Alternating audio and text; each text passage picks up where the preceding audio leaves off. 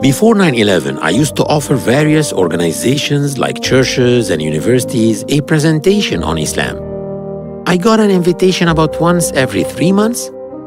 After 9/11, I was literally besieged with invitations. Islam was in the spotlight. Imagine going to Google to find out which religion is the most searched on the internet. Type the words Christianity, and then Judaism, then Hinduism, then Buddhism, and then Islam. I did exactly that, and this is what I found. I found that surprisingly, the searches on the word Islam were exactly double the sum of the searches for all other 4 major religions. But why Islam? What is it that makes people want to learn about Islam? So again, I went to Google Trends and I typed Islam and Jihad, then Islam and violence, then Islam and terrorism, and then Islam and women. And surprisingly again, I found that the searches for Islam and women were exactly double the searches on jihad, violence, and terrorism put together. So I discovered that Islam is the religion that most people want to know about, and women in Islam is the aspect of Islam which most people are interested in. Since 9/11, I have been traveling around the world lecturing to non-Muslims on the true image of Islam, and I have personally seen many people embracing Islam. And I observed that the women who embraced Islam were many more than the men. Could this be true? Or was I just imagining it? So I said to myself, let me check it out.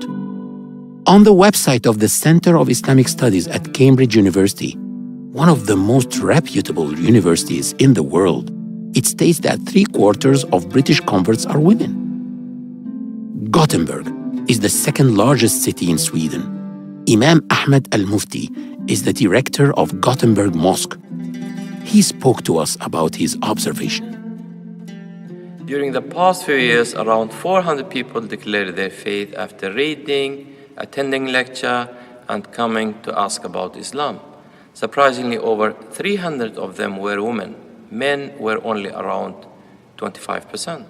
When I checked the annual report of Discover Islam, an international organization which is based in the Gulf, the numbers varied from one year to another, but the percentage of women converting to Islam was always around 70%. What about other parts of the world? The Far East, for example. I talked over the internet with Hanan, a Chinese convert and an active member of the Serving Islam team. Serving Islam is an organization that participates in the Hong Kong Annual Book Fair and distributes books and copies of the Quran.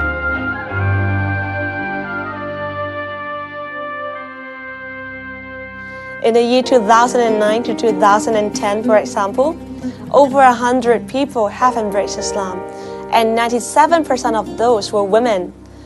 And ever since, we have been witnessing sisters coming into Islam every week, and women were always the winners.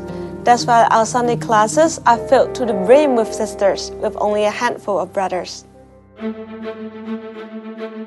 That now it's really coming down to a challenge for us, because the Islamic law that the jihadists want to impose upon the world would deny basic things that we take for granted: freedom of speech, freedom of conscience, the equality of dignity of all people before God, the equality of rights of men with women. Women especially are in a predicament in the Muslim world.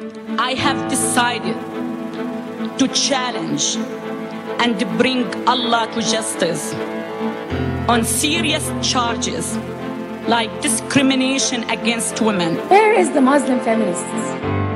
Very few of them exist. Sharia law does not allow equality of rights for non-Muslims and for women. If the reputation of Islam is that it oppresses women and discriminates against them, then logically, it should attract more males than females. But it doesn't. It attracts more women than men. So what is the secret? What in the world attracts women to Islam?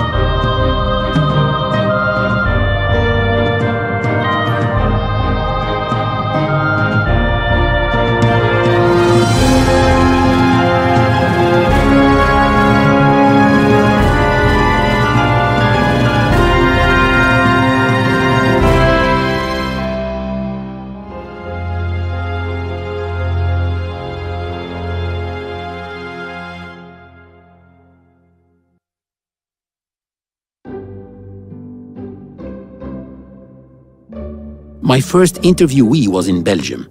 Unfortunately, I traveled all that way only to be told when I got there that the lady in question had changed her mind. She didn't want to go on camera anymore. We were desperate and set out to find someone to take her place. Finally, we found Aziza, a mixed-race young lady whose father is Flemish and mother Congolese. I asked her about her story. Once she got started, it was as if she knew all my questions in advance. Aziza is someone whom, when she speaks, you wish she would just go on forever. I started looking for God, but at the age of 17, unfortunately, I lost my mother.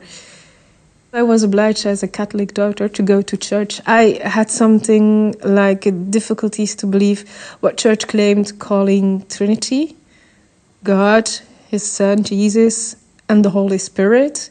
So afterwards I started reading books, all the books, most of them, and to be honest, the Quran too. But reading Quran is very difficult and quite mysterious.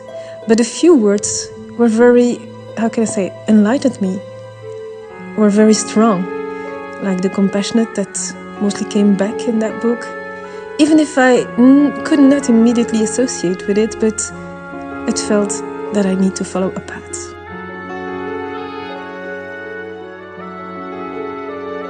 I left it at the age of 17 and I came to Brussels. And then I was interacting and meeting many communities, Jewish, Christians, and we were interacting and everything went well. But on the other hand, I met a lot of new friends, Burundi's Muslims, also Moroccan Muslims, Chinese Muslims. Anyway, God opened me for a second time the path to Quran, so I started reading and felt enlightened. I felt better guided.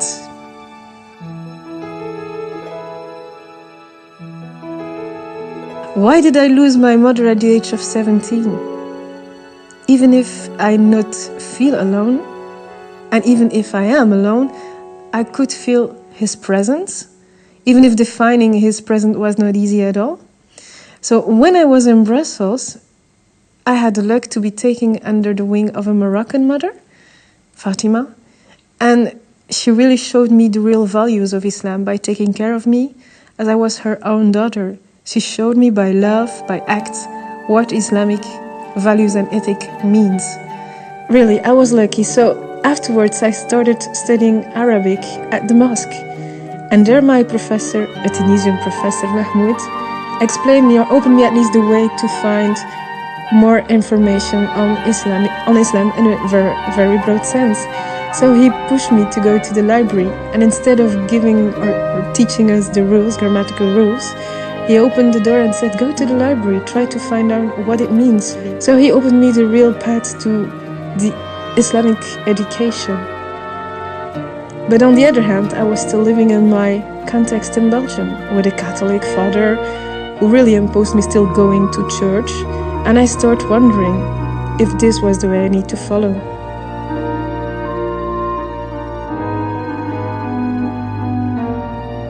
So in 2002, even if I was studying Arabic courses, I went to see Imam Mustafa Kestate. Even if I was not ready to become Muslim, I just wanted to know what did it mean to be a Muslim. So he really gave an answer to my questions by asking me two questions. Do you believe in God? And of course I said, yes, I believe Him. I feel that He is around. And then he said, did you already read the Quran or other Islamic lectures? And I said, yes.